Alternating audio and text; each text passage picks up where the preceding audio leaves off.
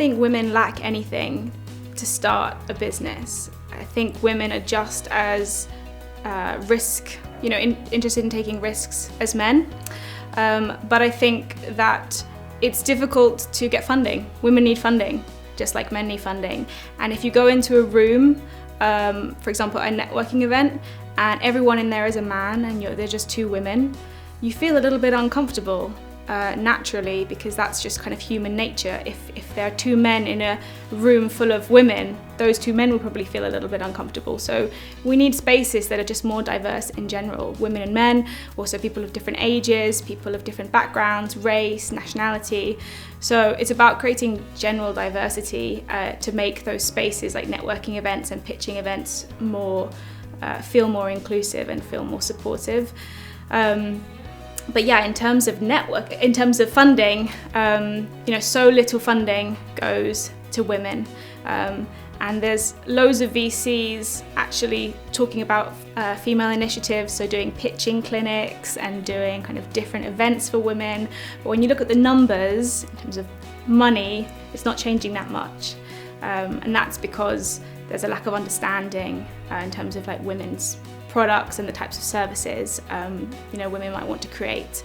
So it's a big problem. And but luckily there are VCs now that are starting to kind of deliver things specifically for women, and there is a bit more of a focus towards women.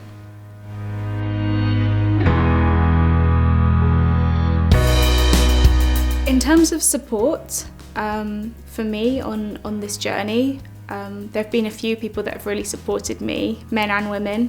So my co-founder is the most supportive person, and he was always keen for me to be the face of the company, and because I know the sector, to be the one who's kind of out there and advocating for our work within the communities that our customers.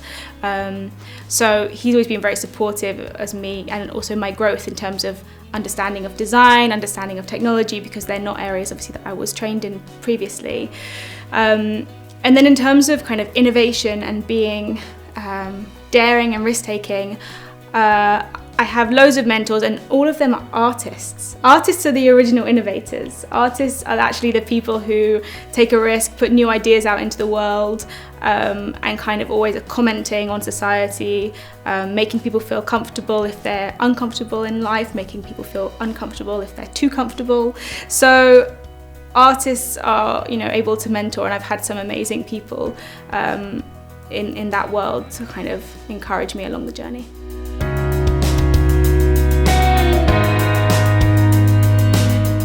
I think working in IT as a woman can definitely be challenging. I already mentioned about kind of the lack of diversity in different rooms that you might be on, that you might be asked to speak on a panel, but it's not actually about tech, it's more about diversity and being a woman rather than actually on the thing that you're interested to talk about.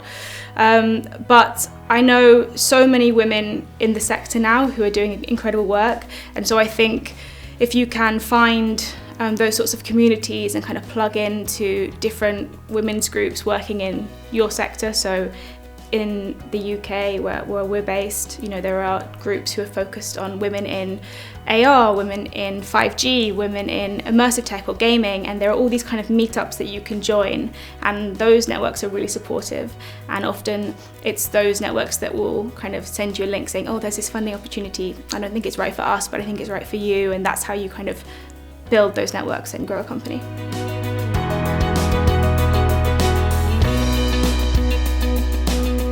I think digital careers are great for women because they offer a flexibility that you don't get in a lot of sectors.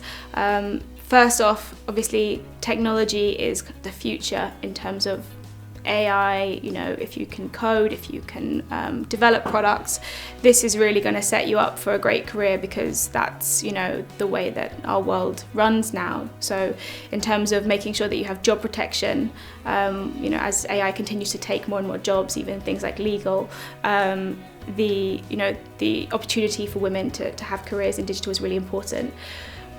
But as well as that, I think they are great jobs. They can be really flexible. So for example, at Smartify, we work with a a company called Digital Mums, which is training new mums who've kind of taken time off work to basically work in online marketing from home. And these are, women who previously were kind of in an office and now want to work from home because they also want to be doing childcare. And there's an opportunity to work online and, do things like digital marketing from home. And I think that it gives you a lot of flexibility. So yeah, I think they're great jobs.